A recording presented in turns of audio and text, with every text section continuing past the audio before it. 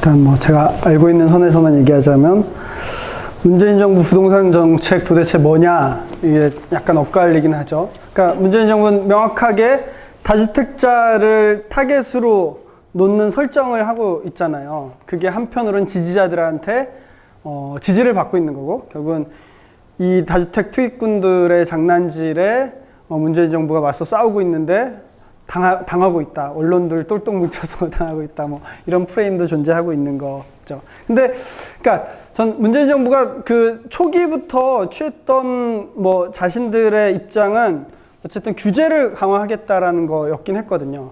왜냐하면 이전에 박근혜 정권, 특히 최경환이 뭐 그 초이노믹스라고 하면서 부동산 규제 대폭 완화하는 정책을 펼쳤고, 빚내서 집 사라라고 하는 정책을 펼쳤고, 뭐 다 그 이전에 있었던 정책들을 다 후퇴해서 돌려놨었던 거거든요. 그거를 다시 바로잡기는 했죠. 원래 뭐 이전 규제 수준만큼 다시 되돌려 놓기는 했었죠. 그리고 취임 한 달, 그리고 100일 앞두고 두 번의 부동산 정책을 발표했는데 어쨌든 점점 규제 수위를 강화하는 방식이었어요. 그래서 취임 100일 기자회견에서 문재인 대통령이 100일 기자회견에서 이런 말을 했어요. 집값이 오를 기미가 보일 때를 위해서 내 주머니 속에 더 많은 대책이 있다. 이런 말을 했습니다. 그 기자회견 내용 보시면 아실 거예요. 그게 바로 100일 기자회견 직전에 파리 대책이라고 하는 기존에 완화됐던 부동산 규제를 다 돌려놓는, 강화시키는 대책을 발표하고 나서 그랬었던 거였거든요. 그리고 그 파리 대책을 발표할 때 국토부 장관도 다주택자들 집을 팔지 않으면 큰일 날 거다라는 식의 메시지를 보내기도 했었죠. 사실 그래서 초기에는 어쨌든 이 정권에선 다시 부동산 규제 강공 드라이브로 가겠구나라고 사실 느끼긴 했었어요, 저도.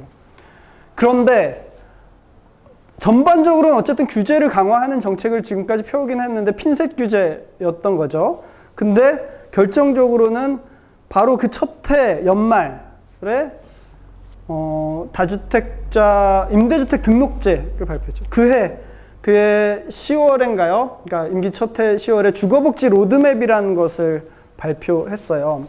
향후 문재인 정부에서 어떻게 주거정책을 끌고 가겠다라는 로드맵을 발표했는데, 사실 로드맵 발표를 앞두고는 주거단체에서는 약간 기대가 있었거든요. 어쨌든 규제 중심의 정책을 그 앞에서 규제 강화 정책을 발표했고, 이 로드맵이라고 해서 장기적인 주거와 관련된 비전들을 제시하겠구나라고 생각했는데, 그 제시된 10월에 발표할 때 주택 공급 정책을 발표하고, 뭐 주거 취약계층을 위한 이 맞춤형 뭐 또 주택 공급 정책을 발표하고, 또 하나가 세입자 주거 안정 정책인데 이건 추후 발표라고 해서 발표하지 않았어요.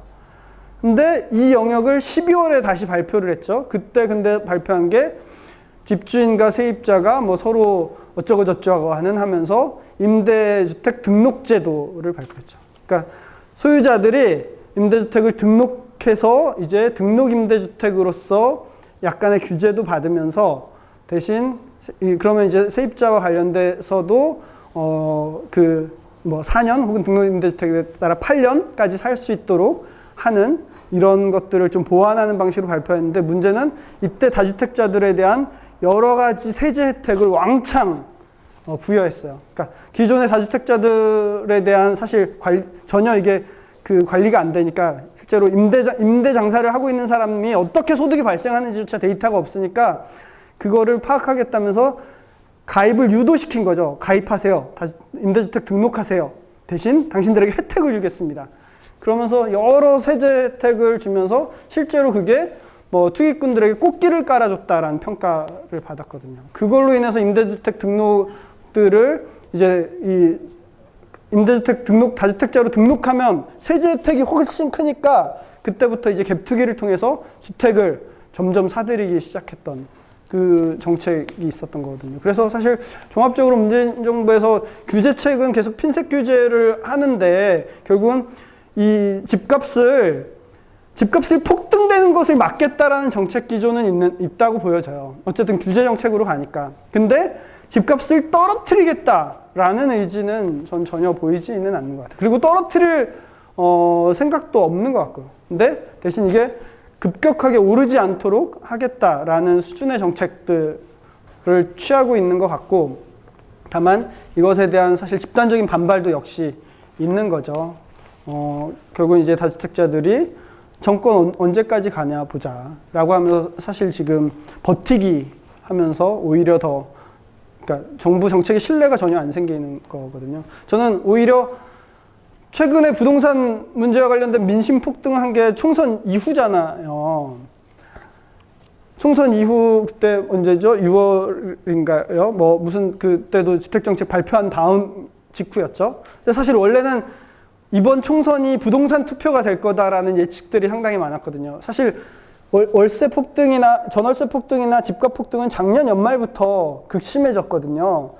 그래서 소위 뭐 쟤네당 뭐죠? 보수당 이름 자꾸 바꿔서 국민의힘 걔네들은 특히 서울에서 재개발 재건축 못하게 규제해서 다주택자도 규제해서 결국 주택 공급이 안 돼서 집값이 올랐다라고 하면서 작년 연말에 유행했던 유재석에 싹 다 갈아엎어 주세요.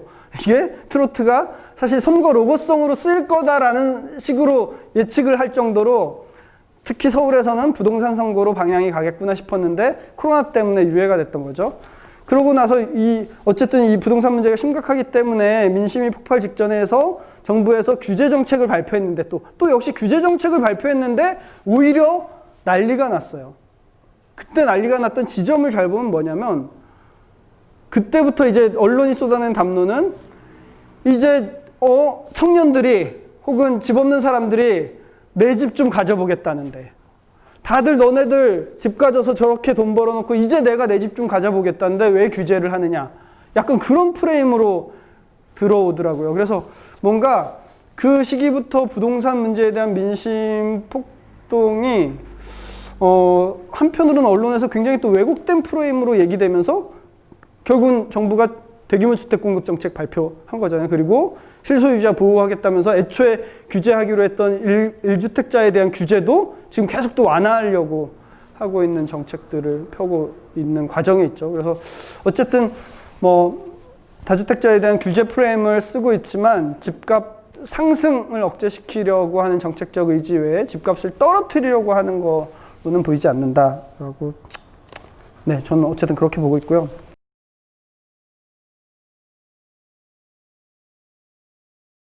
독일은 뭐 도이치보넨에 맞선 몰수 운동은 사실 국내에 소개된 게 그 참세상 네. 워커스에 났던 기사 말고는 거의 없어요. 아예 없죠. 아예 없어요. 네. 그거밖에 뭐 정보를 접할 수 없었고, 제가 독일 가서도 뭐 거기 세입자협회에서 물어봤을 때 이렇게 많은 얘기를 듣지는 못했었는데, 어쨌든 도이치보넨이라는 다국적 기업이 베를린 부동산의 10분의 1을 소유하고 있고, 근데 아까 얘기했듯이 최근 10년 사이에 이런 다국적 임대 사업자들에 의해서 집값 폭등이 일어나고 있으니까 시위가 일어났던 거고, 어쨌든 독일은 뭐 천연가스 뭐 이런 공공재에 대해서는 법적인 적정 보상을 하면 몰수할 수 있는 입법 체계가 있고 그 몰수를 청원할 수 있는 법률 제도가 있는 거예요. 그러니까 시민들이, 그리고 지금 실제로 독일에서도 집값 문제를 겪고 있는 이 청년 세대들이 몰수 운동을 하면서 이 몰수 청원 운동을 한 거죠. 법적으로 그걸 청원할 수 있으니까. 그러면서 사실상 올해 임대료 5년 동결이 바로 그 운동의 결과로 나온 건데, 지금 베를린도 사회민주당 쪽이 어쨌든 베를린에서는 집권을 하고 있고 또 좌파당이 있다고 해요. 좌파당 쪽에서 먼저 임대료 동결 정책을 제시를 했고, 그거를 집권 3인당이 받으면서 임대료 동결 정책을 발표를 한 거죠. 그래서 실제로 뭐 다국적 기업 몰수까지 갈 만큼의 사회민주의 그 베를린 시 정부가 그 정책까지 받아가지는 않을 것 같고, 어떻게 보면 그것을 수렴하는 정책으로 임대료 동결 정책을 발표한 게 아닌가, 그런 느낌을 좀 받기는 했는데, 근데 그 몰수 청원 운동은 지금도 어쨌든 하고 있더라고요. 네. 저희가 갔을 때도 그때 그 각 도시에서 세입자 집회가 2월 25일에 개최 예정이기도 했었고, 네. 아까 청년이 그 운동의 주체가 네.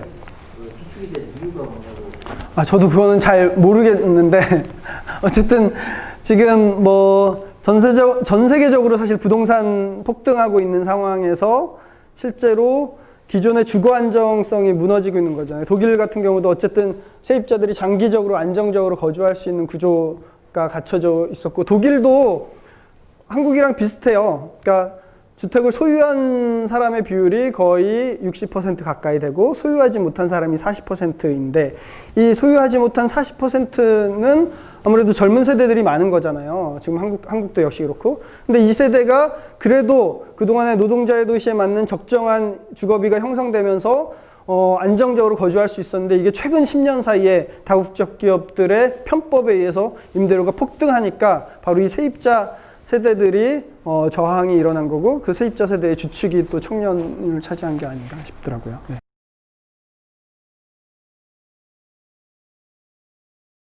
해외 사례를 저도 뭐 잘은 모르는데, 어쨌든 독일이 세입자협회가 만들어진 지 100년 전이 됐잖아요.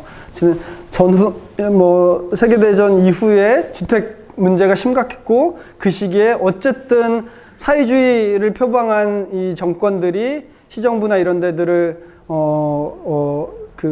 집권을 하게 되고, 그들이 장기 집권 체제를 갖추면서 어쨌든 이 노동자 대중을 위한 주거 문제를 주요한 정책으로 펼치면서 실제로 당사자들도 육성되면서 세입자 단체들이 만들어졌던 게 있는 것 같고, 또 하나는 최근에 어쨌든 미국이나 유럽에서 세입자 파업들, 렌트 스트라이크들이 일어나고 있는데, 한국에선 그게 안 생기잖아요. 한국에서 안 생기는 이유가 뭘까를 놓고 보면 극명하게 좀 차이가 나는 게 있어요. 그 중에 대표적인 게, 하나는 아까 얘기했듯이 한국은 전세라는 제도가 뭔가 세입자들의 위기를 당장은 이제 당장 닥칠 위기를 지연시키는 효과가 있는 거죠. 다만 아까 얘기했듯이 전세라는 게 결국은 집을 소유하고자 하는 사람들의 투기를 부추기는 제도로 사실 더 악용돼서 세입자들에게 필요한 제도이지만 또 불리한 제도이기도 한 건데, 그게 하나가 있고, 또 하나는 결국은 이게 큰 것 같은데, 미국이나 유럽은 지금 주택 임대 사업이라는 게 다 기업들, 법인들, 다국적 기업들이나 심지어 사모펀드 이런 데서 임대 사업들을 하거든요. 그러니까 뭔가 여기에서 세입자들이 퇴거에 문제가 생기거나 이럴 때 싸움의 주체가 기업에 맞선 일종의 시민들의 투쟁의 각이 형성되는 거잖아요. 그리고 이 기업이, 그런 다국적 기업들은 여러 채의 임대주택을 갖고 있으니까 그들이 갖고 있는 임대주택의 퇴거 위기에 몰린 사람들을 조직해서 세입자 연맹을 만드는 방식으로 지금 조직운동이 일어나고 있거든요. 근데 한국은 사실 임대인들이 다 개인인 경우가 많죠. 그러다 보니까 뭔가 이게 싸움의 대립각이 잘 안 서는 것도 있는데, 근데 점점 이것도 한국도 점점 바뀌는 구조가 될 가능성이 높은 게, 최근에 올해 한국에서도 사모펀드가 강남의 무슨 아파트죠? 강남의 삼성 무슨 아파트 통매입했거든요. 40몇 세대짜리 아파트 임대 사업을 위해서. 그러니까 그런 사모펀드가 이제 임대 사업 시장, 그동안에 이런 임대 사업은 그냥 개인들이 소소하게 수익을 얻는 구조 정도로만 여겨졌는데, 점점 이 임대 사업이 굉장히 중요한 투기처처럼 여겨지고, 여기에 이제 사모펀드까지 끼어들기 시작한 거죠. 이게 한국도 외국처럼 강화될 가능성, 더 그렇게 될 가능성이 높고, 법인에 의해서, 기업에 의해서 임대사업자가 생기는 방식으로 갈 가능성이 높고, 그러면 한국도 결국은 이에 맞선 세입자들의 운동이 어떻게 조직돼야 될까, 이런 질문들이 던져지는 시기고, 저는 어쨌든 기존에 조직된 노동운동, 민주노총 같은 경우도 결국은 조직되지 않은 비정규직 노동자들을 조직하는 것을 사실 수건인 거잖아요. 이 노조가 어쨌든 그야말로 대중적으로 확장되기 위해선 비정규직 노동자를 조직해야 되는 것처럼, 이 비정규직 노동자들이 겪고 있는 이 주거 문제라는 담론을 비정규직 운동이나 혹은 노동자 운동에서도 얘기하는 것들을 해야 된다. 사실 뭐 조직 노동자들은 집을 소유한 분들이 많이 있기는 하겠죠.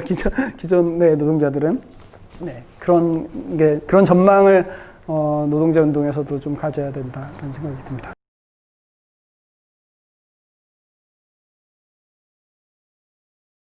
바뀌기 쉽지 않을 것 같아요. 어쨌든 주거 안정성이라는 게 일단 담보되는 게 있잖아요. 자, 한국에서도 세입자 평균 거주 기간이 3.2년인데 자가 평균 거주 기간은 10년이거든요. 10점 몇 년.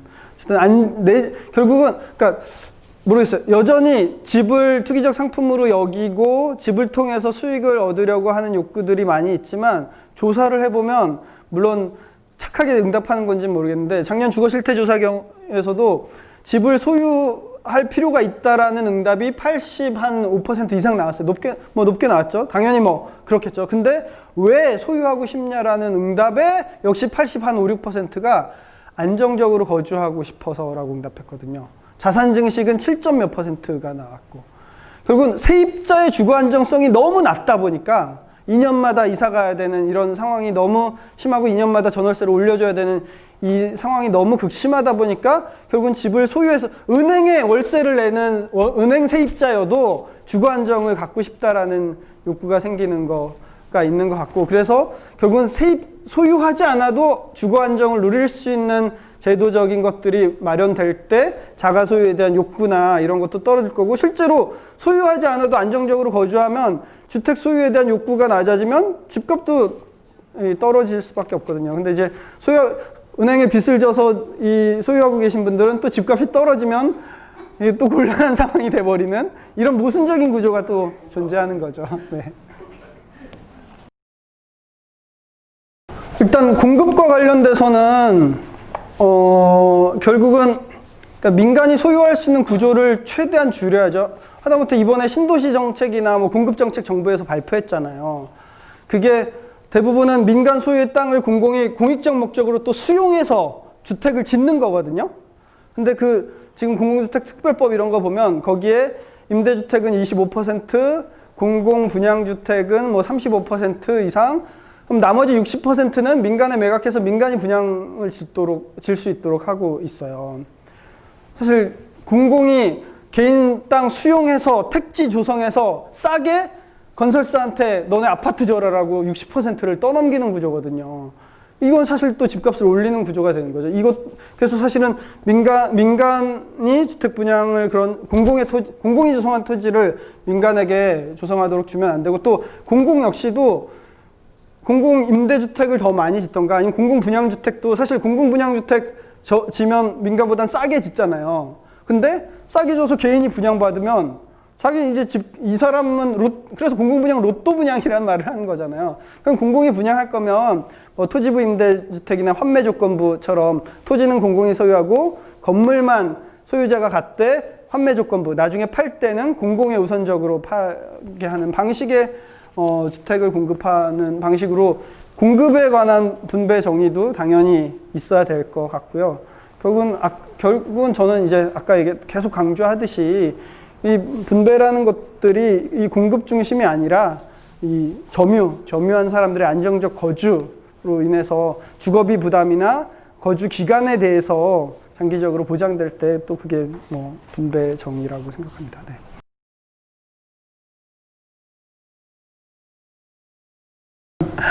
아까도 얘기했듯이 지금 한국 사회에서 이런 방식으로 공급되는 구조에서 집을 소유한다는 건 결국 누구한테 피해를 주는 방식으로 소유를 하는 거거든요. 네. 지금의 공급 구조에서는 결국은 그 부담을 세입자들이나 거기 살고 있던 사람들에게 떠넘기는 방식을 통해서 집을 소유하게 만드는 거죠. 네. 그런 의미에서 좀 공적인 생각을 가질 필요가 있고 또 하나는 결국은 그래서 과연 이 부동산이 이런 방식으로 언제까지 유지될 것이냐에 대한 물론 전망들은 다 다르기는 한데 사실 좀 지금의 이 부동산 폭등이 굉장히 기형적인 것으로 예측을 하고 있는 거잖아요. 어쨌든 이 유동성 강화로 돈이 풀리는데 이게 실물 경제로 안 가고 다 투기적 상품으로 가는 건데 지금 초저금리 상황인 거고 언제까지 이런 경제 시스템이 유지되겠느냐. 금리만 조금 올라도 빚내서 집 산 사람들은 완전히 또 큰일 나는 상황이 되거든요. 그래서 집에 인생을 저당 잡히는 방식이 굉장히 물론 지금 노동소득보다 부동산으로 인한 불로소득이 워낙 크기 때문에 이 욕망으로부터 자유로울 수가 없는데 결국은 그건 자기 삶을 다 거기에 부동산에 저당 잡히는 삶을 사는 밖에 안 되는 거죠. 네. 네, 그렇습니다. 그리고 사실 지금 뭐 가구 구조나 뭐 한국은 엄청난 저출산 사회인 거잖아요. 그런 걸로 봤을 때 앞으로 집은 계속 공급하는데 구매할 수 있는 사람들은 점점 줄어드는 거거든요. 그럼 결국은 집값이 계속 유지되기는 어려운 거기도 사실이고, 네. 그런데 계속 또 올라가는 기형적인 구조도 여전히 존재하고 있어서, 네. 명확하게 답변하기는 어렵지만, 네. 그렇습니다. 네.